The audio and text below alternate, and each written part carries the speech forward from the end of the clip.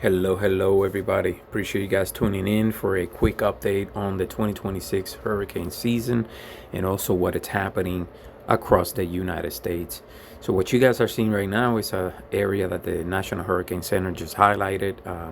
As you guys can see, 20% chance of development. Now, that is a very low percentage, so nothing really to worry about for now. And as I'm going to show also with some forecasting models, most models are not even showing any kind of developing or development in that area, but just an increase in moisture, basically. So 20% chance, like I mentioned there. Now, if we move to the let's actually go to the Pacific. Now, the Pacific, of course, it has quite a bit of activity going on. You guys see multiple highlighted areas.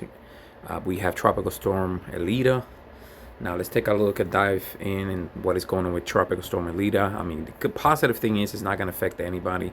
It's just going to go straight and, moving west, straight west, and just not affect any land. But nevertheless, it's moving west at 15 miles per hour, 1,003 millibar, 40 mile per hour winds. So what are we expecting with this? Well, let's take a look at these, and it's expected to become a hurricane, but for a short amount of time, and then start weakening again the further north that it moves. And that's expected because it's pretty much in the middle of nowhere. So you guys can see Hawaii is over here, not expected to affect, and again, anybody. Now, let's take a look at other things. What else is going on? Well, actually, before we talk about that, let's take a look at the conditions regarding that 20% chance of development. Now, you guys can see that overall the Gulf, the Gulf is, it has good conditions for favorable conditions for development. That's why you guys are seeing the green and the yellows. Excuse me. Now, sea surface temperatures are warm enough to support activity. The reason for this activity, that 20% chance of potential development, is basically a cold front is going to come from the Midwest, and it's going to make itself into the Gulf, or at least to southeast Florida, or United States in general, and of course including Florida. And that is why some leftover energy may try to spin up as it touches the extreme northeast of the Gulf. Again, I don't think it has enough time, but you never know. Not a lot of energy in the environment, so that's one of the reasons why it has such a low percentage. Now let's take a look at storm prediction. The majority of the United States, a large portion of the United States, with potential thunderstorms and a marginal in some spots. So overall instability in the atmosphere, that's basically what is causing that.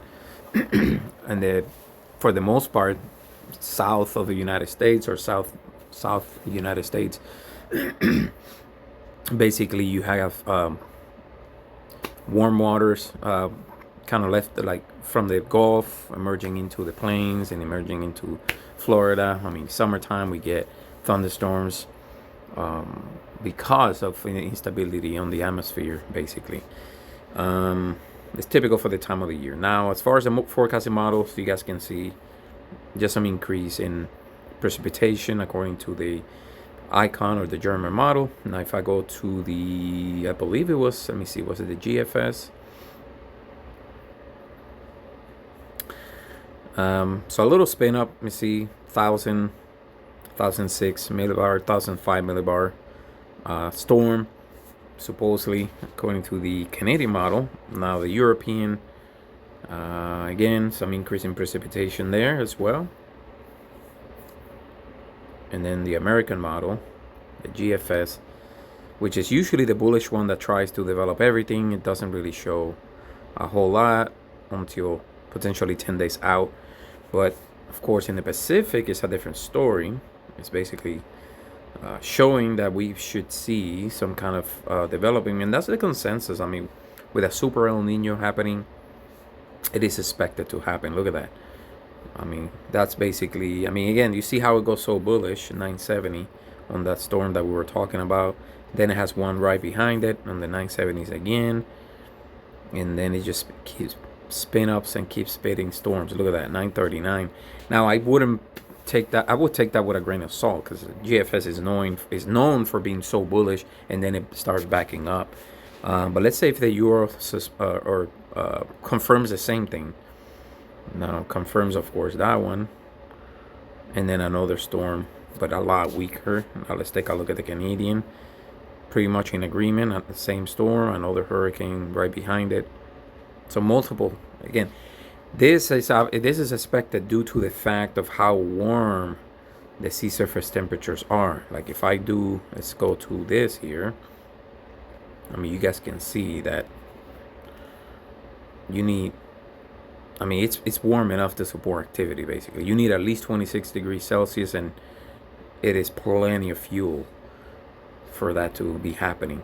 So obviously, again, Super El Nino is going in its way. I mean, you guys can appreciate that better there. So the good thing is, a lot of the storms that are expected to form and expected to go pretty much anywhere, or anywhere but nowhere into anybody. So in other words, they're just gonna fish storms, what we call them, fish storms. So just affect fish and marine life, but no human life. So that's a good thing. Thank you guys for watching this video. Don't forget to like, subscribe, share the video, and stay tuned for more updates on the upcoming potential developments and continuation of the hurricane season. Thank you.